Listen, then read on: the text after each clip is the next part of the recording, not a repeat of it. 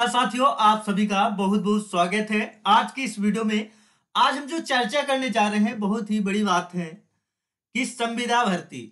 कहते हैं ना, जब तक काम है तो करवाएंगे 1 साल, इसके बाद लात मार के भगा देंगे।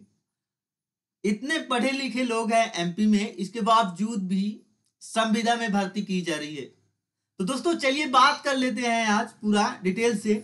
तो वीडियो को एंड तक देखना और चैनल पर पहली बार हैं चैनल को सब्सक्राइब जरूर कर लेना और हाँ, साथ में घंटी का बटन दबा लेना जिससे इसी तरह की आने वाली वीडियो का नोटिफिकेशन आपको मिलते रहे। चलिए यहाँ पे बात कर लेते हैं। पंचायत राज संचालय मध्य प्रदेश भोपाल, यहाँ पे लिखा है प्रति में नोडल अधिकारी उद्यमिता विकास केंद्र मध्य प्रदेश ट्रेड मैप। ठीक है ना। अब विषय में क्या लिखा है, आरजीएसए आरजीएसए अंतर्गत स्टेट लेवल एवं डिस्ट्रिक्ट लेवल और कहा जाए तो ब्लॉक लेवल के संचालन हेतु आउटसोर्स के माध्यम से पद पूर्ति हेतु योग अमला प्रदाय करने बाबत। यहाँ पे आप डेट भी देख सकते हैं 10/7/2021।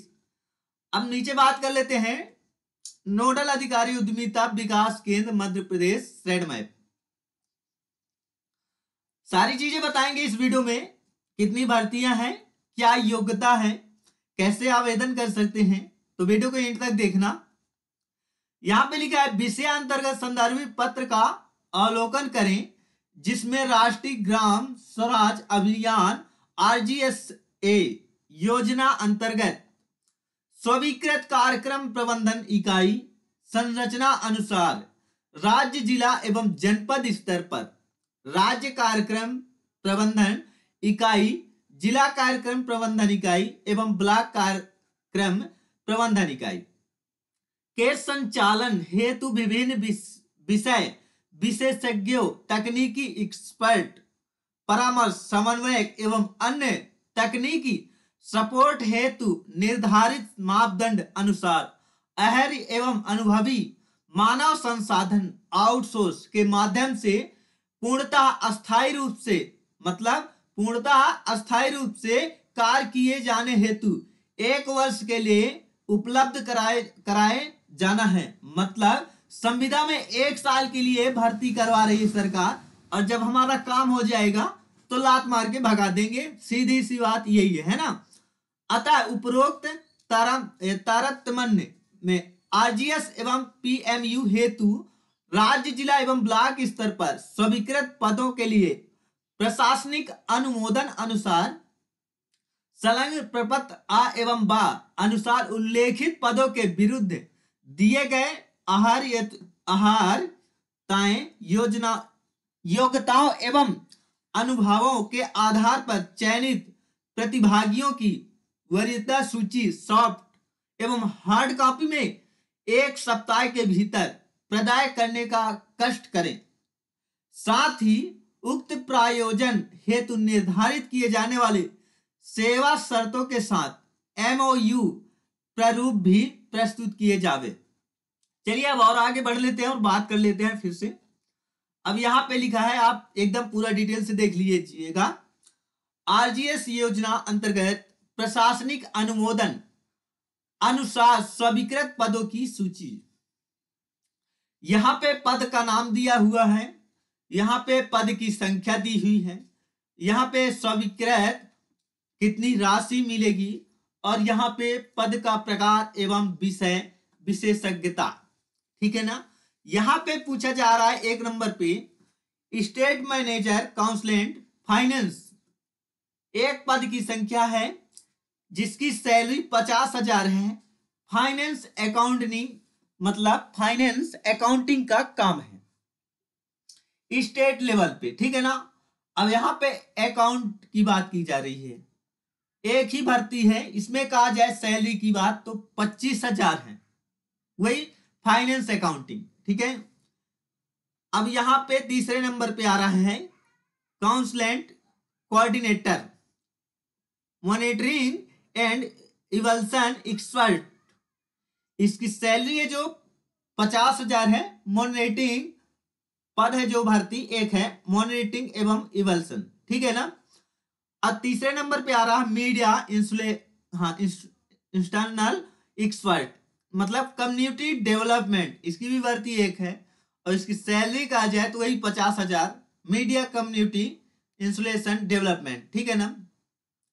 अब यहाँ पे तीसरे नंबर पे technical expert, technical expert software development, इसकी salary 50,000। Technical expert software development, ठीक है ना। एमई स्पेशलिस्ट के बारे में बात कर लेते हैं, जीआईएस जो होते हैं ना और एमआईएस, तो उसकी भी भर्ती एक है और यहाँ पे सैलरी है जो 50,000 है, ठीक है ना। अब फिर नीचे आते हैं लोकल प्लानिंग गवर्नेंस, मतलब लोकल प्लानिंग गवर्नेंस एक्सपर्ट, उसकी भी पद जो भर्ती है एक है और सैलरी की बात की जाए वही 50,000, लोकल प्लानिंग गवर्नेंस एक्सपर्ट, ठीक है ना। अब यहाँ पे प्रोग्रामर की, एक प्रोग्रामर की भी भर्ती है, उसकी भी सैलरी 85,000 रखी गई है। Planning call enablement programming, IT से संबंधित होना चाहिए। स्टेट डाटा मैनेजर, मतलब स्टेट डाटा मैनेजर, इसकी भी भर्ती 50,000, सैलरी 50,000 है जो भर्ती एक है। यहाँ पे administer financial data analysis and planning cell, ठीक है ना। अब यहाँ पे डिस्ट्रिक्ट कोऑर्डिनेटर मैनेजर, अब डिस्ट्रिक्ट की बात कर लेते हैं।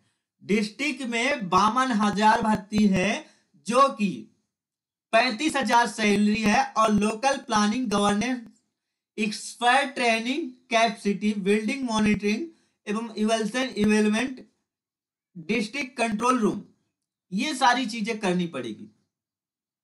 साथ में कंप्यूटर ऑपरेटर असिस्टेंस जो 52 पद पर है, 17,000 की सैलरी है, ठीक है ना। अब सब इंजीनियर टेक्निकल कोऑर्डिनेटर 313 पद हैं जिसमें से 25,000 सैलरी है। फॉर टेक्निकल सपोर्ट का काम है, पंचायत डेवलपमेंट। अब यहाँ पे बात कर लेते हैं अकाउंट कम डाटा एंट्री ऑपरेटर की, जो बात की जाए 626 भर्तियां हैं, 12,500 सैलरी है। अकाउंट कम डाटा एंट्री असिस्टेंस, ठीक है ना, ग्राम पंचायत टू ऑपरेटर। अब फिर से पेशा ब्लॉक कोऑर्डिनेटर 89 पद हैं जिसमें से 25,000 सैलरी है। फॉर टेक्निकल सपोर्ट एक्सक्लूड पेशा act provision in the GPS. इतनी सारी भर्तियां हैं और इतनी सैलरी है, एक साल के लिए संविदा में हमें रखना चाहते हैं और जब काम हो जाए तो लात मार के भगाना चाहते हैं, ऐसा काम है, ठीक है ना। अगर आप करने की इच्छुक हैं तो अब पदों की पद स्थापना हेतु आवश्यक योग्यता, अर्हता एवं अनुभव क्या होना चाहिए। सबसे बात कर लेते हैं, सबसे पहले स्टेट फाइनेंस मैनेजर जो था फर्स्ट नंबर में, उसके लिए हमें क्या योग्यता होनी चाहिए, सीए होना चाहिए और विथ मिनिमम 5 इयर्स का वर्क एक्सपीरियंस होना चाहिए। वाह वाह, अपना सीए भी होना चाहिए और 5 इयर्स का वर्क एक्सपीरियंस होना चाहिए। अकाउंटेंट असिस्टेंट एमकॉम होना चाहिए, एमबीए होना चाहिए, फाइनेंस विथ मिनिमम 2 इयर्स का एक्सपीरियंस होना चाहिए। मॉनिटरिंग इवैल्यूएशन के लिए पोस्ट ग्रेजुएट पीजी डिप्लोमा होना चाहिए, पीजीडीसीए का। मैनेजमेंट डिग्री फॉर्मेंस MSW MBA RD sociology economics MCom from the, ये सारी चीजें होनी चाहिए। साथ में 2 इयर्स का एक्सपीरियंस भी होना चाहिए। वाह क्या बात है। IC media community development expert, इसके लिए क्या है भाई, post graduate degree PG diploma in mass com dot from the recognition institute with minimum 2 years का एक्सपीरियंस, बहुत अच्छा। टेक्निकल एक्सपर्ट सॉफ्टवेयर डेवलपमेंट, इसमें क्या होना चाहिए, इसमें बी कंप्लीट होनी चाहिए और कंप्यूटर साइंस भी, आईटी और एमसीए होना चाहिए और 2 साल का एक्सपीरियंस होना चाहिए। वाह। अब इसमें जीआईएस एमआईएस के बारे में बताया था, इसमें भी BE in computer science IT MCA होना चाहिए। Domain for registration minimum 2 years का एक्सपीरियंस होना चाहिए। लोकल प्लानिंग गवर्नेंस एक्सपर्ट, इसमें क्या होना चाहिए, पीजी इन रिवल्सन domain MSW MBA RD sociology, ये होना चाहिए।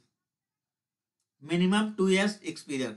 अरे कहा जाए तो 2 years एक्सपीरियंस होना ही चाहिए।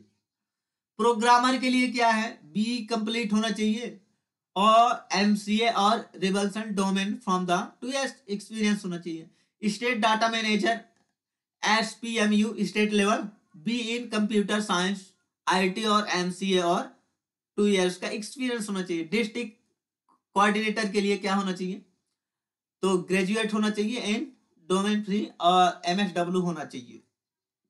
कंप्यूटर ऑपरेटर के लिए क्या होना चाहिए, ये अच्छा है, कंप्यूटर ऑपरेटर असिस्टेंट का इसमें होना चाहिए graduate PGDCA from the regulation institute. और सब इंजीनियर टेक्निकल कोऑर्डिनेटर के लिए be civil engineering diploma in civil engineering from the regulation. Computer operator of assistant, इसके लिए क्या होना चाहिए, टेक्निकल सपोर्ट के लिए 12th होना चाहिए, साथ में डीसी और पीजीडीसीए फ्रॉम द, ये सारी चीजें होनी चाहिए।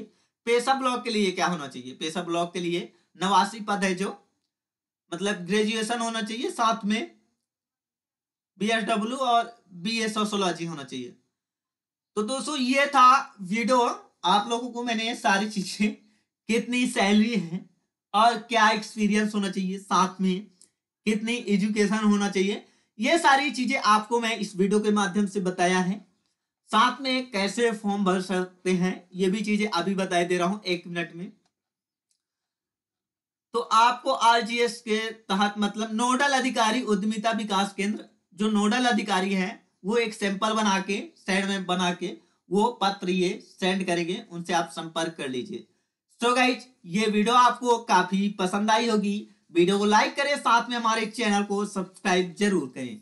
चलिए दोस्तों, तो हम मिलेंगे आपको नेक्स्ट वीडियो में, तब तक के लिए टेक केयर दोस्तों। आप अपनी राय कमेंट में जरूर दीजिएगा।